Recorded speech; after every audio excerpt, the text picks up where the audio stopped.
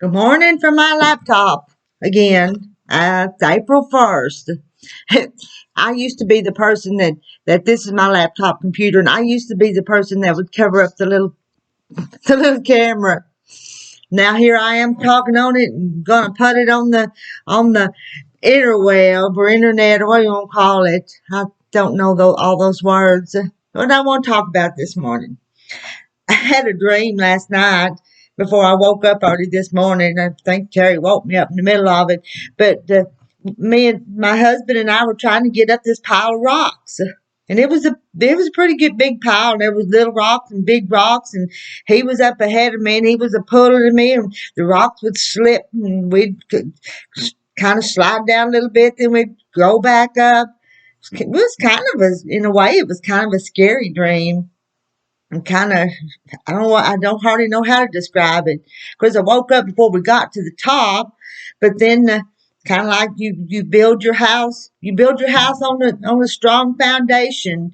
And that, of course, that foundation was kind of rocky, but we was a getting there together. We were holding on to each other. He was a dragging me along, and we was a getting there. What else do I want to say? And I hope your rock is built on a solid foundation. And with all that's going on in the world, you'd hear those preppers talk about things you need. Well, let me tell you what I think you need. I think you need a few acres of ground and a home. Don't have to be a mansion, but you need a few acres of ground that you can grow a garden on, that you can maybe have a little milk goat or something. If it's enough ground, you can have a cow. And what else? You got to have a way to defend yourself. You got to have some good neighbors you can depend on. And they're gone now. But let me tell you about these little old neighbors I used to have. They died several years ago. He was 99 when he died, and she was 100. I'm just going to tell you their name. It was Ethel and Orville Harlan, and they were a little old couple, little old Christian couple that lived in a little old trailer, and they grew a garden every year.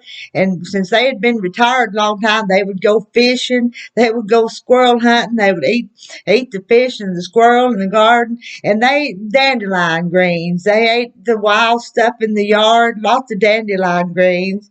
And of course, the dandelion greens are really good for you, lots of calcium and vitamins and stuff. I always wondered if it wasn't all that made them live to be so old.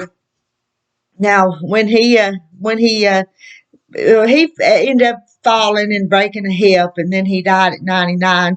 But when he fell, it's not funny, I'm not laughing, but he was climbing up in a chair to put a towel over a window because the sun was shining, and he fell and hurt himself, and then he didn't ever fully recover from it. And he died at 99, and she lived on to be 100. But you imagine that's pretty old for both the couple. And they were married they probably set a record on the years they were married.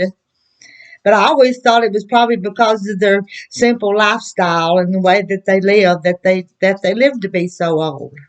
But anyway, you need a piece of ground. You need to be able to take care of yourself, to self-sufficient and all that as much as you can be. And that's about it for me. I'm gonna try to make a video with the camcorder later today. Try being the key word. I don't know yet what I'm gonna make. Someday, someday. Anyway, I've talked for 4 minutes. That's a long time for me. I'm out of here. Bye.